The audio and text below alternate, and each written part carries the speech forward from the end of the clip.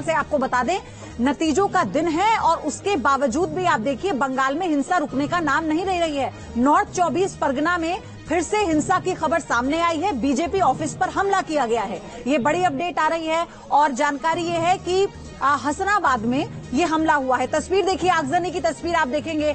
जिस दिन मतदान हुआ है पश्चिम बंगाल में और राजनीतिक हिंसा ना हुई हो, ये हो नहीं सकता और यही कारण है कि ज्यादा जो सुरक्षा बल है उनका डिप्लॉयमेंट वहां पर किया गया था। और अब एक और तस्वीर नतीजों के दिन आ रही है और वो तस्वीर ये है जो इस वक्त आप देख रहे हैं। बीजेपी ऑफिस पर हमला किया गया है। तो पश्चिम बंगाल में जैसे जैसे नतीजे साफ होते जा रहे हैं, आप देखिए राजनीतिक हिंसा का दौर बंगाल में थमने का नाम नहीं ले रहा है। लगातार ये बड़ी कवरेज आप देख रहे हैं, हर एक डेटा आप तक पहुंचा रहे हैं।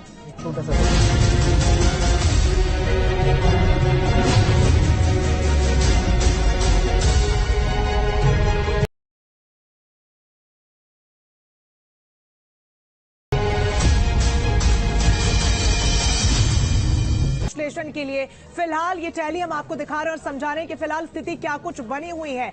एनडीए के खाते में 297 सीटें हैं, तो वहीं इंडिया गठबंधन की बात करें तो 226 सीटें उनके खाते में यहां से जाती हुई नजर आ रही हैं।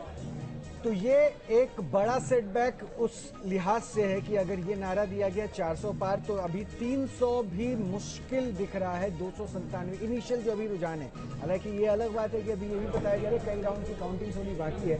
242 का वो आंकड़ा है जिसमें बीजेपी पहुंची है, यानी अपने दम पर बीजेपी पूर्ण बहुमत अभी फिलहाल उससे काफी ज्यादा दूर है। हालांकि कांग्रेस और उनके जो गठबंधन है उन्होंने अच्छा परफॉर्म किया है और एक मजबूत विपक्ष कम से कम यहां नजर जरूर आ रहा है।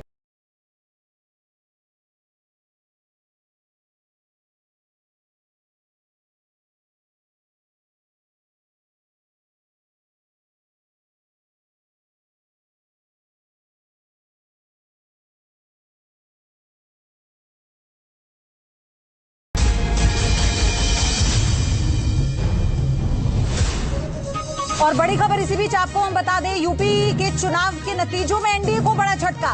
उत्तर प्रदेश के चुनावी नतीजों में एनडीए को बड़ा झटका। एसपी सबसे बड़ी पार्टी बनकर उभरी है। बड़ी अपडेट इस वक्त आपको बता दें, समाजवादी पार्टी अब तक 35 सीटों पर बढ़त बनाए हुए है। कांग्रेस 7 सीटों पर आगे चल रही है और सबसे बड़ी पार्टी बनकर उभरी है समाजवादी पार्टी। बीजेपी 34-35 यानी 1 सीट का अंतर है, लेकिन बढ़त जिसने बनाई है वो है समाजवादी पार्टी यानी अखिलेश यादव की पार्टी।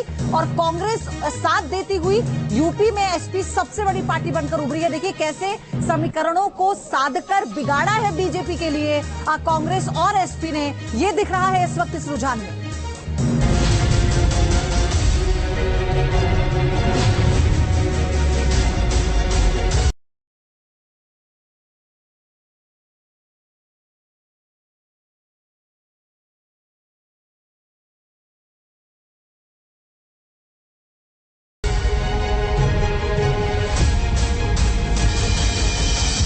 फिलहाल ये टैली हम आपको दिखा रहे हैं और समझा रहे हैं कि फिलहाल स्थिति क्या कुछ बनी हुई है। एनडीए के खाते में 297 सीटें हैं, तो वहीं इंडिया गठबंधन की बात करें तो 226 सीटें उनके खाते में यहां से जाती हुई नजर आ रही हैं। तो ये एक बड़ा सेटबैक उस लिहाज से है कि अगर ये नारा दिया गया 400 पार, तो अभी 300 भी मुश्किल दिख रहा है। 297 इनिशियल जो अभी रुझान है। हालांकि ये अलग बात है कि अभी ये भी बताया जा रहा है कई राउंड की काउंटिंग होनी बाकी है। 242 का वो आंकड़ा है जिसमें बीजेपी पहुंची है, यानी अपने दम पर बीजेपी पूर्ण बहुमत अभी फिलहाल उससे काफी ज्यादा दूर है। हालांकि कांग्रेस और उनके जो गठबंधन है उन्होंने अच्छा परफॉर्म किया है और एक मजबूत विपक्ष कम से कम यहां।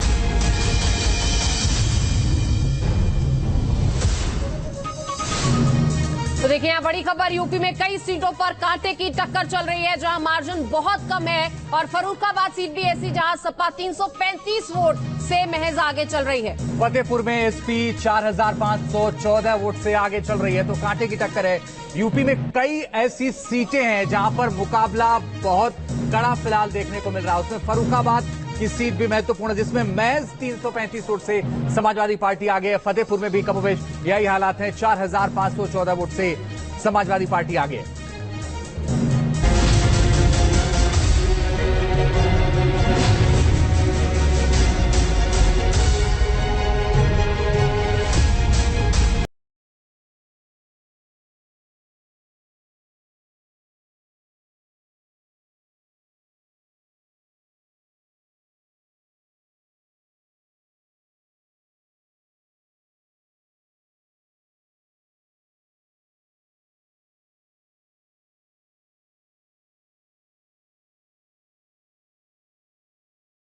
के लिए फिलहाल ये टैली हम आपको दिखा रहे हैं और समझा रहे हैं कि फिलहाल स्थिति क्या कुछ बनी हुई है।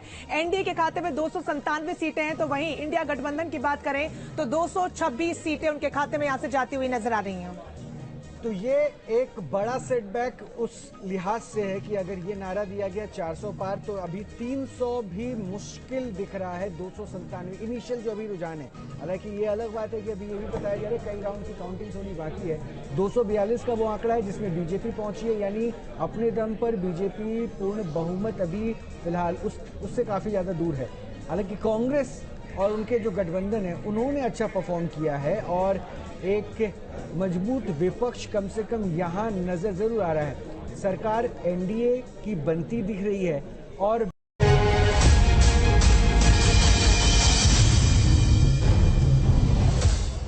तो देखिए लगातार आंकड़े सामने आ रहे हैं और 290 दूसरी तरफ 230 यही आंकड़ा जो है वो लगातार चल रहा है, थोड़ा बहुत ऊपर नीचे। और मनोज तिवारी क्या कुछ कह रहे हैं, सुनते हैं।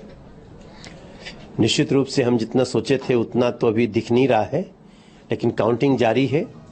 हमें अभी भी आशा है कि ये टैली 300 के ऊपर जाके रुकेगी, मगर नरेंद्र मोदी जी फिर से प्रधानमंत्री बने। बीजेपी का मतलब सेवा है, हम एनडीए के लोग अपनी सेवा पे आगे चलते रहेंगे। लेकिन मनोज, ऐसे राज्यों में जो लग रहा है, क्या वजह मानते हैं आप, कहीं पर चूक रह गई?